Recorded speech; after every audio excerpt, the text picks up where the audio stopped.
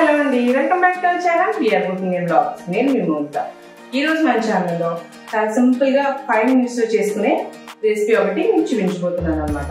అది మీకు రైస్ లోకి అండ్ అలాగే రోటీలో కూడా చాలా బాగుంటుంది. చాలా సింపుల్ గా తక్కువ ఇంగ్రీడియంట్స్ లో 5 minutes లో చేసుకోవచ్చు అనమాట. ఇప్పుడు ఏమాత్రం ఆలస్యం చేయకుండా వీడియో చూసేద్దాం.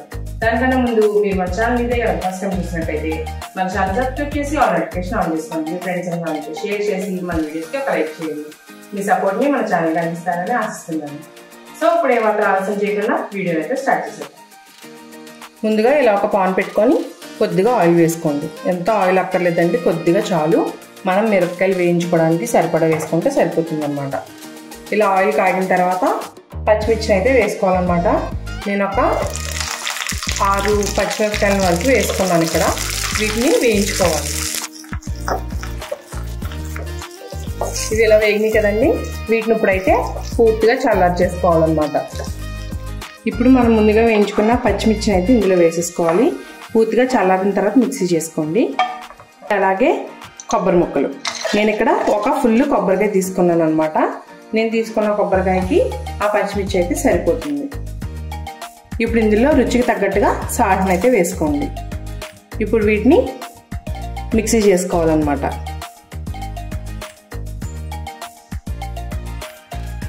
చూసారు కదా, ఇలా అయితే మిక్సీ చేసుకోవాలన్నమాట. వాటర్ వేసి రుబ్బక్కర్లేదండి, మనం సాల్ట్ వేస్తాం కదా, ఇలా మనకి మెత్తగా నలిగిపోతుంది. ఇప్పుడు దీన్ని ఇంకో బౌల్లోకి ట్రాన్స్ఫర్ చేసుకుందాం.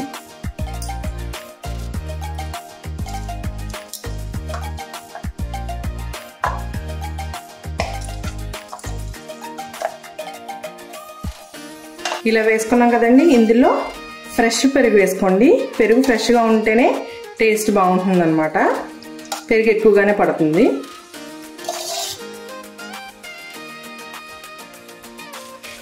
ఇప్పుడు ఈ పెరుగు అండ్ అలాగే కొబ్బరి పేస్ట్ ఉంది కదండి, ఇదంతా బాగా మిక్స్ అయ్యేలాగా బాగా మిక్స్ చేసుకోవాలన్నమాట.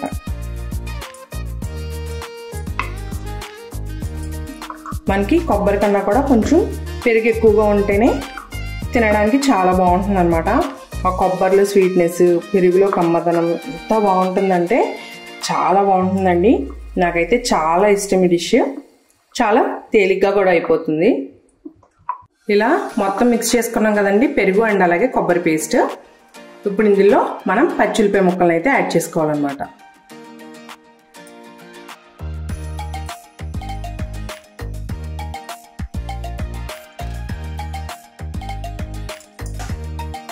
యాడ్ చేసుకొని బాగా మిక్స్ చేసుకోవాలి. మనం అందులో ఉల్లిపాయ ముక్కలు కలిపేసుకున్నాం కదండి. ఇప్పుడు ఇలా పాన్ పెట్టుకొని, ఇందాక పచ్చిమిర్చి వేయించుకున్న పాన్నే పెట్టుకున్నాను అనమాట. అందులో కొద్దిగా ఆయిల్ వేసుకున్నాను, ఒక 2 teaspoons వరకు. ఇది మనం తాలింపు పెట్టుకోవడానికి యూజ్ చేసుకుంటున్నాం అనమాట. సో ఇందులో కొద్దిగా శనగపప్పు, కొద్దిగా మినపప్పు, ఈ 2 వేసి ఫస్ట్ బాగా వేగనివ్వండి. ఈ 2 వేగాక కొద్దిగా ఆవాలు, కొద్దిగా జీలకర్ర, 2 ఎండుమిర్చిని ఇలా తుంపి వేసుకోండి. కొద్దిగా కరివేపాకు,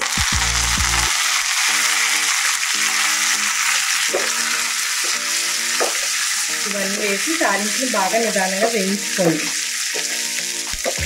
తాలింపు వేగిన తర్వాత మనం ముందుగా చేసుకున్న పెరుగు పచ్చళ్ళు వేసేసుకుందాం. ఈ తాలింపు ఇప్పుడు ఈ పెరుగు చట్నీలు అయితే వేసేసుకుందాం.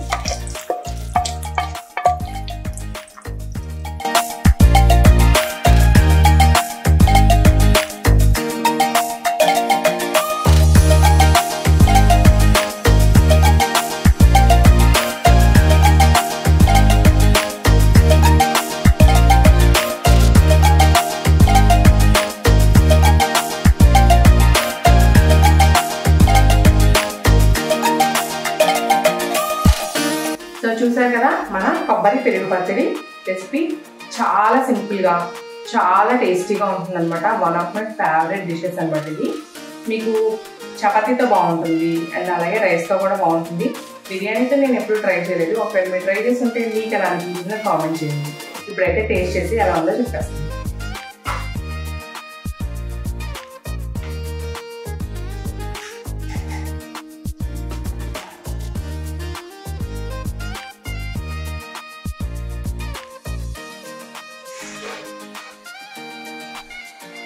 సూపర్ ఉంది, చాలా బాగుందన్నమాట.